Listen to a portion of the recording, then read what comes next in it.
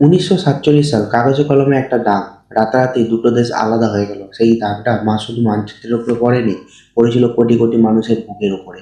নিজের ভিটেমাটি ছেড়ে এক কাপড়ে বেরোনো, চোখের সামনে আপনজনদের হারিয়ে ফেলা, যে ক্ষতটা আজও ইতিহাসের পাতায় একদম কাঁচা। দেশভাগের এই ভয়ঙ্কর করুণ ইতিহাস নিয়ে বলিউডে তৈরি হচ্ছে সানি দেওলের বাটোয়ারা।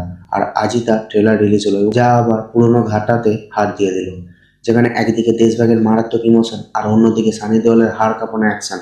ট্রেলারটা দেখে তো গায়ে কাঁটা দিচ্ছে। আজকের ভিডিওতে এই ট্রেলারের ইমোশন আর হিডেন ডিটেলস নিয়ে কথা বলবো, তাই ভিডিওটা একটু স্কিপ না করে শেষ পর্যন্ত দেখুন।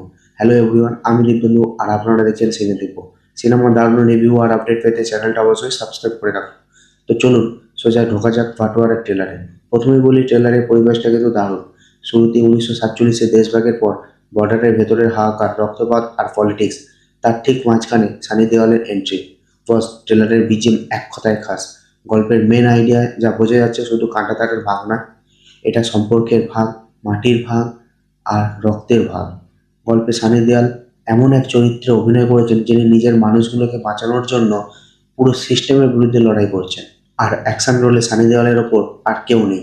ট্রেলারে অ্যাকশন সিনগুলো একদম রিয়েল। গাদার 2 এর মতো শুধু হাওয়ায় ওড়ানো নয়, এখানে ইমোশনটাও খুব স্ট্রং রাখা হয়েছে। সানিবাজির ডায়লগ প্রেক্ষাগৃহে বাজলে সেটি আর তালি আটকায় কার সাথে।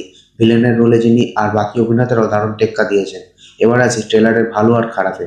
প্রথমে ভালো দিকগুলো হলো সানি দেওয়ালের এনার্জি। এই বয়সে উনি যে লেভেলে এনার্জি দেন, আজকের তরুণ হিরোদের ছুটি হয়ে যাবে। অসাধারণ সিনেমাটোগ্রাফি আর ব্যাকগ্রাউন্ড মিউজিক, ওই সময় ফিলটা দারুণ ফুটে উঠেছে। আর ইমোশন ও অ্যাকশনের সুন্দর ব্যালেন্স। তবে খারাপ দিকও কিছু আছে। গল্প কিছুটা পরিচিত বা চেনা মনে হতে পারে। আর ট্রেলারের এডিটিং আর একটু টাইট হতে পারতো। একটা সিন থেকে অন্য সিন খুব দ্রুত কাট হয়েছে, ফলে ইমোশনটা ফিল হওয়ার আগেই সিন বদলে যাচ্ছে। তো ওভারঅল ট্রেলারটা আমার কেমন লাগলো, এক কথা বলতে গেলে সানি ফ্যানেদের পুরো পয়সা উসুল। ছবিটার গল্প ভালো হলে বক্স অফিসে 200 থেকে 300 কোটি অনায়াসে পার করবে। এবার আপনাদের পালা। ট্রেলারটা যদি দেখে থাকেন তাহলে অবশ্যই জানাবেন আপনাদের কেমন লাগলো, আর সানি দেওয়ালের কোন ডায়লগটা ভালো লাগলো। ভিডিওটা ভালো লাগলে অবশ্যই শেয়ার করবেন বন্ধুদের সাথে, আর আমার চ্যানেলে নতুন হলে সাবস্ক্রাইব করতে ভুলবেন না। দেখা হচ্ছে পরের ভিডিওতে। ভালো থাকবেন, সুস্থ থাকবেন। জয় হিন্দ, বন্দে মাতরম।